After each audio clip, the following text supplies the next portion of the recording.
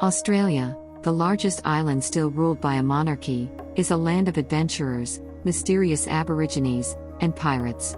On one side, there are rainforests, and on the other, the world's most ruthless deserts. It's the land of snakes, sharks, crocodiles, and people who are equal to each other. A tradition that has remained unchanged for 60,000 years, a nation with unsolved mysteries. We visited this extraordinary country, and believe me, this journey will both entertain and scare you because it's the land of everything. Australia, located in the southern hemisphere, is 10 times larger than Turkey with an area of 8,698,000 square kilometers and has only 26 million inhabitants. Despite this, it is one of the most curious countries in the world and ranks high on adventurers' routes. Its most popular city is Sydney, but the capital is Canberra. Interestingly, Australia is a constitutional monarchy, meaning there's a king, King Charles III of England. He is recognized as the ruler of Australia and is represented by a Governor-General appointed by England. Although the powers of the British monarchy are considered symbolic, the king has strong powers, such as overthrowing the government. For example, in 1975, the Australian Prime Minister was removed by Queen Elizabeth II and replaced by the opposition party leader. Although England's dominance over the country seems behind the scenes, it still has strong public support. In a 1999 referendum, the public reaffirmed the presence of the British monarchy in Australia. To understand Australia, we need to know the story of its mysterious original inhabitants. The story of one of the most extraordinary and still existing peoples in history, which is often left out. Therefore, to understand Australia, we first need to visit Africa. The adventure awaits us. Modern humans, Homo sapiens, first left Africa 72,000 years ago and began to spread all over the world. Some moved to Central Asia, while others reached the coasts of Indonesia and, according to some studies, reached the coasts of Australia 58,000 to 65,000 years ago. The coasts of Australia looked very different back then, with many islands that are now submerged. The first humans likely set foot in Australia by moving from island to island over several thousand years and lived a life isolated from the rest of the world for more than 50,000 years. Today's Aborigines are the direct descendants of the first Homo sapiens who left Africa. This isolated lifestyle for tens of thousands of years has developed a unique culture. The mysterious belief system called Dreamtime created by the Aborigines has come down to today. Some Aborigines have urbanized, some have maintained tribal life, and some live in mission houses established by the state. An Aboriginal camp can only be visited with special permission, and you have to write to the Land Council and wait for 4 to 6 weeks for this permission. Even urbanized Aborigines largely continue their extraordinary lifestyle. I want to tell you one of the interesting stories that many Turks working in the construction sector in Australia have come across. We had gone to renovate the house of an Aboriginal family living in Melbourne. The house, which looked modern from the outside, was in chaos. On a cold night, the freezing family had removed the wooden structure from the walls and burned it to warm up. The places they slept were just rocks they brought from outside, there was nothing else. I experienced this situation many times and realized that Aborigines look at the world in a way that we would find difficult to understand. Any worldly possession means nothing to them. This situation has also entered Australian laws. For example, if you have an Aboriginal employee and they don't come to work for 2 months without any notice, and when they return, they say, "In my dream, the Dreamtime beings told me to walk to this hill, and I fulfilled my belief by making this 2-month walk," you have to rehire them. The peculiarities of the Aborigines are not limited to these. Aborigines, who have lived independently of the world for more than 50,000 years, are known to have developed various forms of communication beyond speaking, and many people believe that they communicate telepathically. This situation has also been the subject of various books. Many of you must have heard of the book Mutant Message Down Under by Marlo Morgan. The book is the story of an American woman's spiritual journey in Australia. Our hero learns to live in harmony with plants and animals in the barren geography of the desert with the Aborigines, or as they call themselves, the real people, for 4 months. In the book, it is told that a hunting group, without any dialogue between them and being far from each other, attack the same prey at the same time. Some believe that such events show that Aborigines have developed telepathic communication, but according to some experts, this situation shows that these people have. learn to be a part of nature and think like other living things more than anyone else. The first Europeans to set foot on the island also reported that the Aborigines were half human, half wild, that they didn't practice agriculture, and only survived on what nature provided them. Therefore, their communication and thought structures were different from ours. Another method of communication for them is music and dance.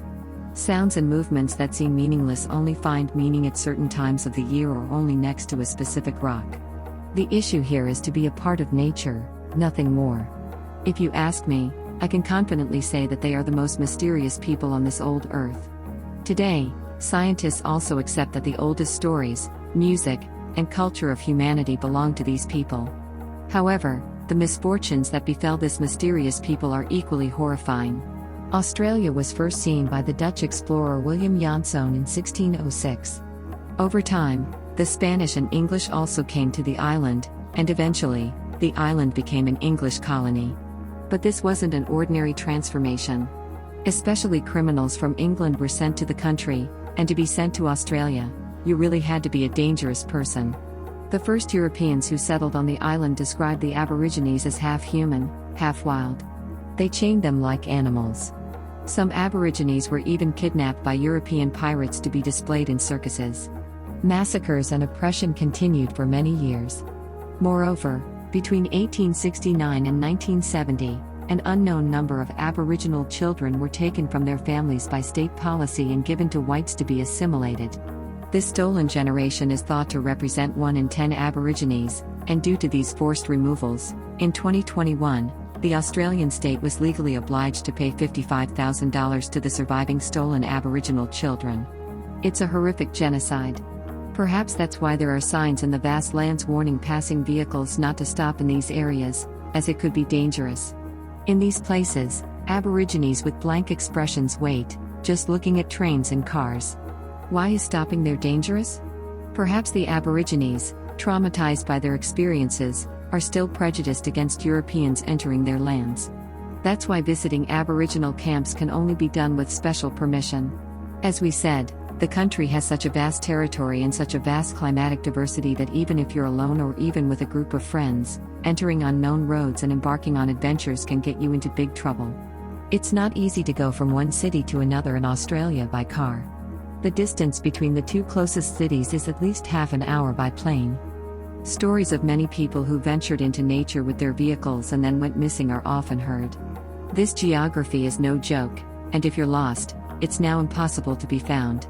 Because almost all of the 26 million population lives in cities on the coastline, most of the country is uninhabited, a completely different world without signs or symbols of civilization. For adventurers who lose their way, there's no other option but to become lost souls of nature. But in the cities, a completely different life awaits you. First of all, if you live in Australia, you can see that there's almost no class difference based on profession or economy. People are not discriminated against in their social lives based on their jobs. A doctor and a construction worker, a parliamentarian, and an ordinary citizen can become friends, and this is a natural part of daily life. Even the marriage of a doctor and a construction worker is considered quite ordinary.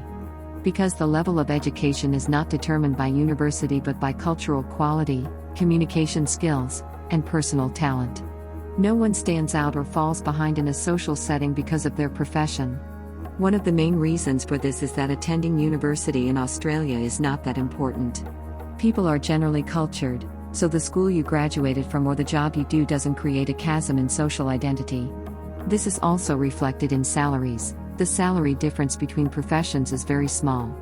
For example, a friend of mine living in Australia, who is an English teacher, was previously a janitor at the same school. Later, when he got bored with his profession and wanted to teach English, he completed the necessary training and started his duty as an English teacher at the school where he was a janitor a few years ago. Encountering such situations is quite ordinary. Because the state opens the way for you in the profession you want to do and supports you. Another reason is that Australians already have a good-natured worldview and economic prosperity from their families. Since they see their future as guaranteed, they don't have concerns like future anxiety, so they don't have a competitive lifestyle. That's why Australia is consistently ranked among the most livable and stress-free countries in the world. The high level of social understanding and welfare also has significantly reduced the crime rate. Even in Australia's largest and most populous cities, like Sydney and Melbourne, a woman can have fun at any hour of the night, and even if she's alone, she can be sure she won't be harassed. The country also ranks second in the Human Development Index, following Norway, indicating high standards in health, education, personal freedom, and political rights. Moreover, it's rare to encounter anyone fighting. Although state laws vary, the person who first makes physical contact in an altercation is considered guilty and can face severe penalties. The Australian police have broad arrest powers and won't hesitate if they have a reasonable cause. If arrested, you have the right to remain silent and call a lawyer or friend. If necessary, the police will provide you with a paid lawyer. In many states, your statement is recorded on camera. After determining the charges, you either remain in custody or are released for trial. Interestingly, British citizens are provided with free lawyers for various public rights, but you might have to pay. Only 37% of the country's population are Australians, commonly referred to as Aussies. 31% are British, and many other ethnic groups are present. Nearly half of the population identifies as non-religious, with Christians only making up 44%. The dominance of laws reducing racial discrimination makes Australia one of the least racist countries in the world. However, it's one of the countries with the highest drug use. This is so prevalent that you can encounter drug users anywhere. Despite being illegal and having severe penalties, it's believed to be consumed more than cigarettes. The currency is the Australian dollar, and as of September 2023, $1 Australian is equivalent to 17 liras. A pack of cigarettes can cost up to 35 Australian dollars. Efforts to curb smoking have unfortunately not impacted drug use. In fact, last year, the sky over the city of Muna mysteriously turned pink.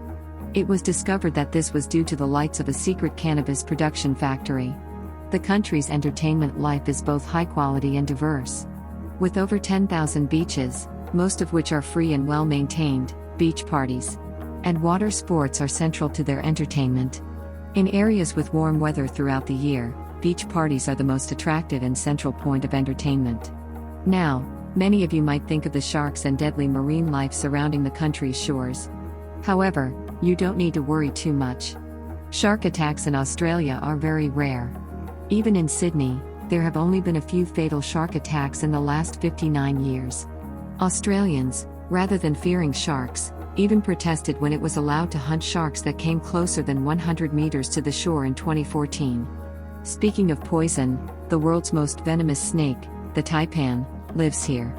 However, these snakes generally prefer to flee rather than attack, making encounters with them almost miraculous. The geography is vast, leading to a variety of climates and, consequently, different animal species. In many places, kangaroos are a regular part of city life, while in some major cities, it's common to encounter crocodiles even in the city center. In some cities, you might even find giant fruit bats in your backyard. If you go a little further out to Tasmania, you might encounter the legendary Tasmanian devil. This harmless species from the marsupial family currently lives on Tasmania Island, which is part of Australia.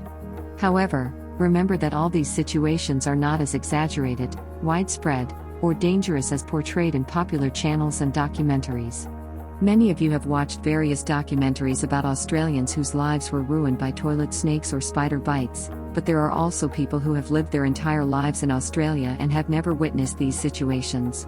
By the way, Australia is home to about 1.2 million camels and is the world's largest camel exporter. Even Arab countries buy camels from Australia. In fact, in recent years, camels living near Aboriginal areas consumed water sources, leading to the killing of about 10,000 wild camels by being shot from helicopters. Australia is also one of the countries that give the most importance to the protection of the natural environment in the world. This is partly necessary because one of the areas where the ozone layer is thinning in the atmosphere falls over Australia. Therefore, before going out in summer or winter, you need to apply protective cream. If you ever go there, this will be one of the first warnings you'll receive from me.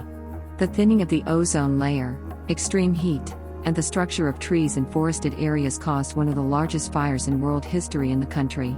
Starting in June 2019 and lasting 240 days, 8 million hectares turned to ash, and over 1 billion animals died in these fires. Therefore, friends, the solution should not be to compete with nature but to partner with it. Look, this is Hiller Lake. Isn't it a magnificent view?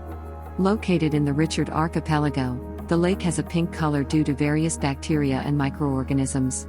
Despite its interesting color, this salt lake has no harmful effects on humans, and it's safe to swim. If you ever visit Australia, you might want to stop by. So, what are the salaries and living standards in Australia? Let's take a look at them too, because you'll hear interesting things. Agriculture and livestock, service sector, underground resources and energy, and recently science and technology are the main sources of income for the country.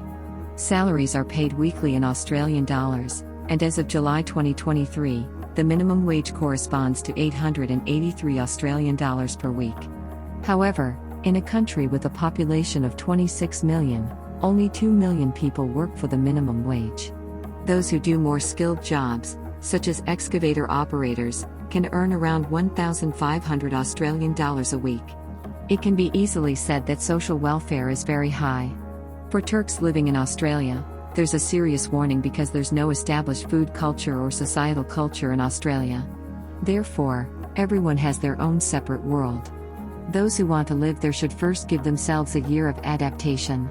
No matter how warm-blooded the people are, as a Turk who has gone to Australia, you can experience a long period of loneliness and economic difficulties. Indeed, although house prices and rents are very high, nothing will be served to you on a golden platter. Remember this warning. However, the high level of welfare in the country, fewer working hours, and the energy and time required for people to take care of themselves are also provided. Australians, or Aussies, even after work hours, make it a routine to do sports and run. If you see barefoot people around you, don't be surprised. Because Aussies have made it a habit to walk barefoot, run, and do sports. One of the most interesting pieces of information I learned from Turks living in Australia is that due to both the sporty lifestyle and high food standards, people look 5 to 10 years younger than they are. You might think a 35-year-old Australian is 40 or a 40-year-old Australian is 30. That's how interesting a place Australia is, with its diverse cultures, geography, and lifestyles. As we see while getting to know such a diverse country, every place has its own challenges, pains, and beauties. Some less, some more. I hope one day we will surpass modern civilizations and become a much more prosperous and happy country. Don't forget to subscribe and follow. See you in the next mysterious discoveries.